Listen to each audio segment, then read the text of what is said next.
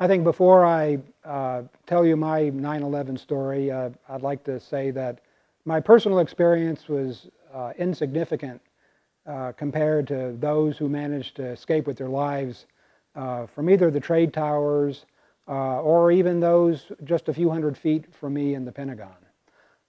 The fear and terror they must felt, I can only imagine. That being said, in May of 2001, I moved my family to West Springfield, Virginia, so I could start a 2-year temporary assignment in the Pentagon. This is, a lot of companies do this, send their people to Washington for a couple years. It's really a win-win. The companies and the employees get firsthand experience with the government, how it works, and the government gets technical advice and support in a variety of different ways. My office was on the 3rd floor, C-ring, right off the first corridor. But I really wasn't supposed to be in the Pentagon on 9/11.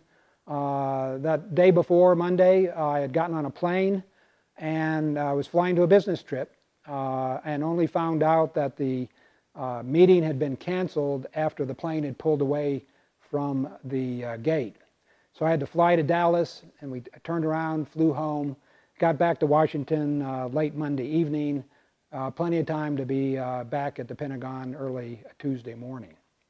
At 9 o'clock Tuesday morning, we had our normal staff meeting, about 8 of us in the boss's office, not knowing that the North Trade Tower had already been hit and the South Tower was about to be hit.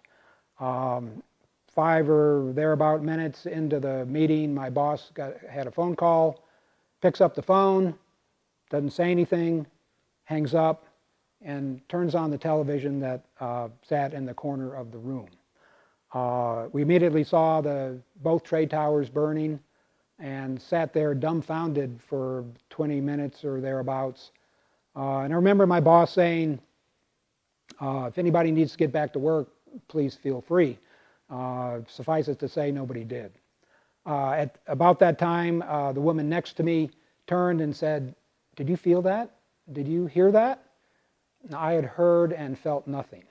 The Pentagon's pretty stout, only 5 stories and built on big, massive concrete pillars. So it withstood the impact of the plane incredibly well. I believe they found out later on that the plane largely destroyed itself, vaporized before it got to the inner C-ring, probably about 1,000 feet from where I was. So at the time, I didn't see anything, didn't hear anything, or smell anything until I was outside the building there shortly after.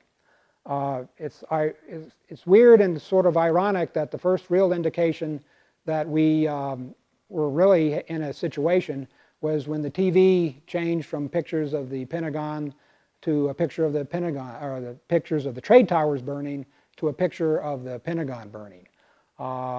Seconds later, the alarms in the hallway went off, and we knew it was time to go. There were no procedures at the time to tell us what to do in this type of situation, so we all dispersed kind of individually. The Pentagon's big, hallways are big, lots of exits, and I found walking out to be calm and orderly. When I did get outside, I could see the plume of smoke over on the other side of the building, and given that we did not know exactly what had happened yet, or more importantly, what might still be going on or coming up, I felt the best thing that I could do was to leave the area. So I walked under the I-395 overpass. I walked under it to get to Pentagon City, where I picked up the Blue Line Metro to make my way home.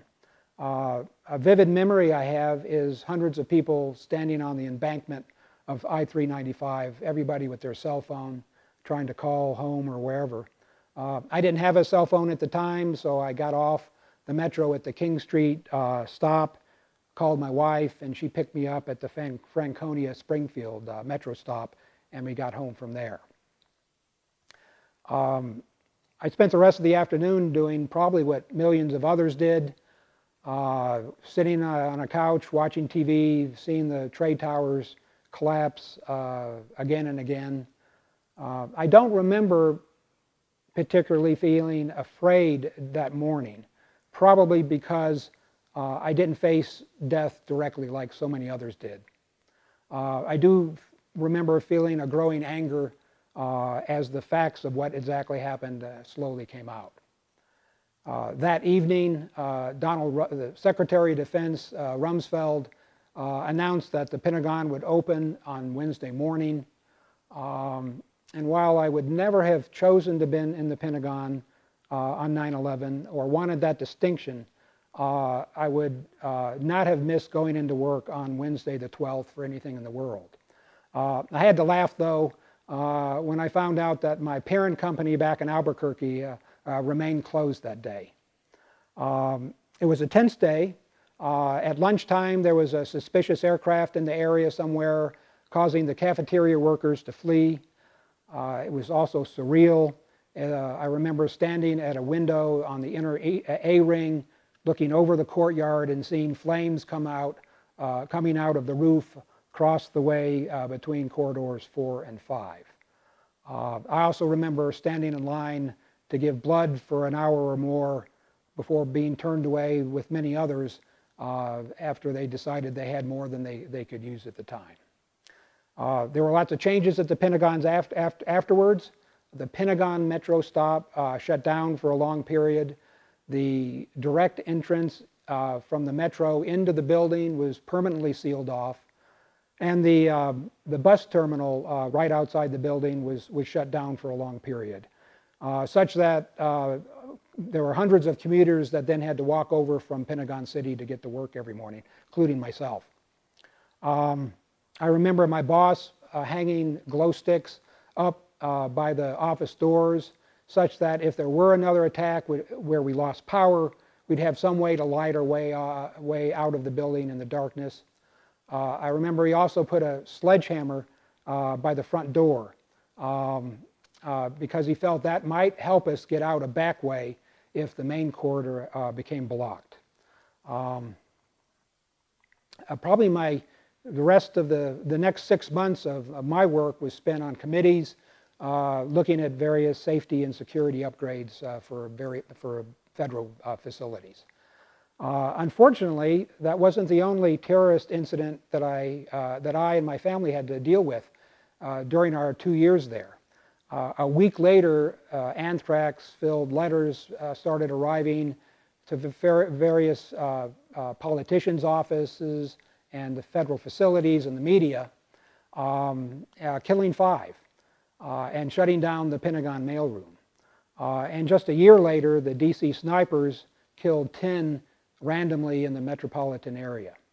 So while my family and I loved living in DC, enjoyed our experience for the most part, we were not unhappy to return to sleepy Albuquerque in July of 2003. I think to finish, I'd like to say that I try not to think of 9/11 very often, or I don't, but I do hope America remains vigilant against the type of threat that we all faced that day.